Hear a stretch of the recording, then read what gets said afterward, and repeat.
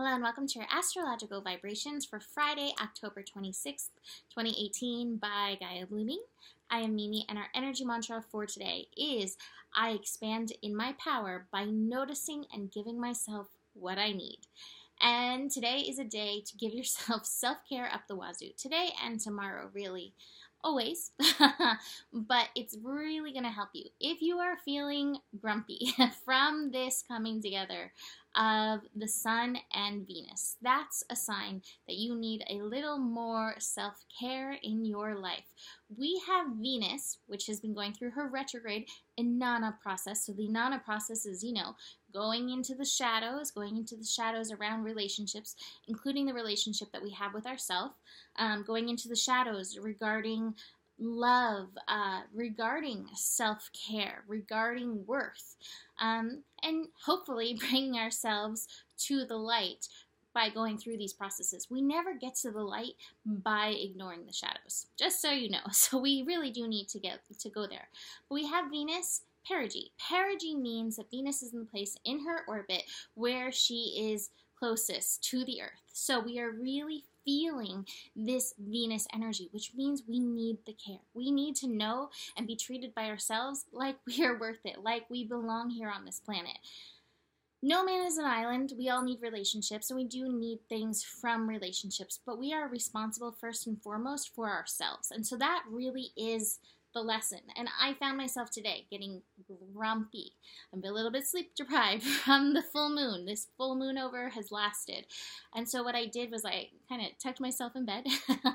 It felt like I was planting myself, which is great because Scorpio energy, it's root chakra energy. So it was almost like I planted myself like a little seed in bed. Dark, covers over me, and I rested. And oh my God, I came out of that feeling so much better. It was noticing what I needed and giving that to myself. And I encourage you for that, or to do that for yourself today. Listen deeply to your needs. And like I said, through tomorrow, with Venus being perigee, Venus finishing up in these few degrees of Scorpio before retrograding back into Libra, it's very important to give yourself the time that you need to be able to go into the shadows, go into the darkness, go into whatever is coming up for you.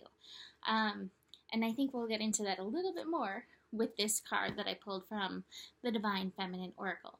Besides that, we have the moon finishing up in Taurus. Doesn't it feel like this Taurus moon has lasted for a while? The moon in Taurus is going to oppose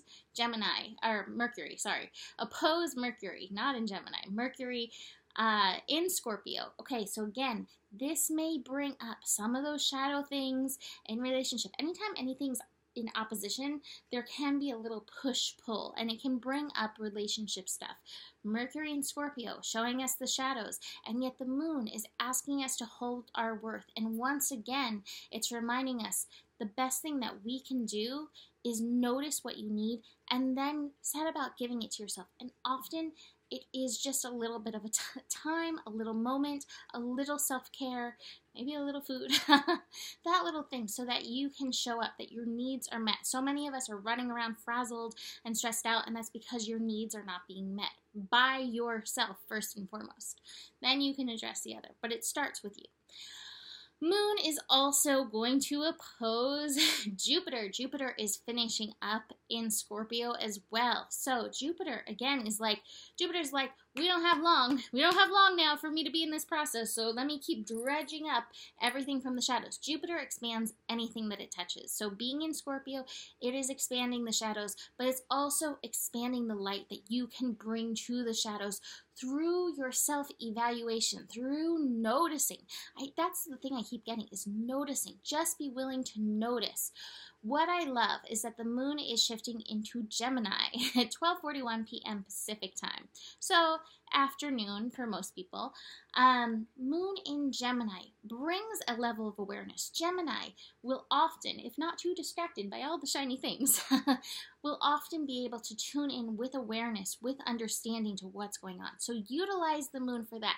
You may get a little bit like, oh, I have to get all the things done. But if you can tune into again, what do I need for myself right now? Go into that deeper place within you. That's going to be very helpful in and through this. Moon in Gemini might spike some of the electrical energies. Just be aware of that besides the things, but at least it also, I think, is going to bring a little bit of an ability to laugh. That's one of the things. Moon in Gemini, Gemini energy, it wants to have fun. It wants to be lively. It wants to enjoy. So give yourself an opportunity to laugh. All right, cards that I have. Be present for yourself, to notice, to listen in. And the isolation card, you know, this card doesn't look so happy, but the thing is, this is happy because in this isolation, by giving yourself a little bit of time, you can move through, pry through whatever's coming up for you to break yourself out of the isolation. So trust this process for you. And I often say this, it's so funny. These are great cards, really. Going into the shadows, doing this work, it is an adventure. If you look at it as that, an adventure, it has a beginning and it does have an end, that can help the process. It's not going to last forever, but it is necessary as part of the process. Okay, I pulled Machig Labdron. I don't know if I'm saying her name right. I see the light in my own darkness. I face my ego beliefs to feel free. Oh, those egos. From Machig's perspective, as an enlightened female, she knew that the difference between a god and a demon had to do with our reaction to them. Those who cause us pain, she explained, teach us patience, whereas those who can bring gifts that distract us from those who bring gifts can distract us from spiritual paths. No single situation has the power to derail us. That is, unless we let it. The power rests within us. The spiritual path for Machig was to become intimate with her inner demons, those thoughts, beliefs that kept her from experiencing joy, bliss, and pure love. The darkness within us isn't actually dark. It often feels threatening because some aspect of our intuition knows that when we face it, we will reclaim a lost part of our soul. We will heal. We will become more whole, and that, ironically, can be terrifying. We get so used to functioning with only one wing. We wonder, how can I fly now with two? I'll go too far, too high. Who will I become now that I am free? And who will I lose in the elevation of my soul? Machig is here to support us in seeing what's ready to come into consciousness. She's here with her diamond heart to hold us as we feed one of our demons, not with fear, but with the knowledge that bringing it to life and into the light will set us free. Powerful, yes? Soul voice meditation. Is there an ego belief that I'm ready to see and release within me?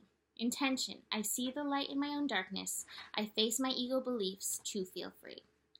So, perfect for this. Much love. Good luck to this, to you in your process with this. My sale for Jupiter. Jupiter is going to be moving into Sagittarius, and Jupiter in Sagittarius is going to be such a light spot amongst all of these energies. So I think we really need to focus on this energy and see where it's bringing us luck and good things over this next year to help bring us through all the other fray that will be coming. So that reading will be $33. So if you would like to book a Jupiter reading with me, email me, mimiclark@gmail.com, and I will get that set up for you. Besides that, you can book any other kind of reading. Again, email me. Join me on my Patreon page. I'm going to be doing, over this weekend, the Scorpio pull, and I'm going to be doing all the signs, the lessons for all the signs with the sun moving through Scorpio. So, besides that, you have the power. The better it gets, and there is enough love in the world for you. Namaste.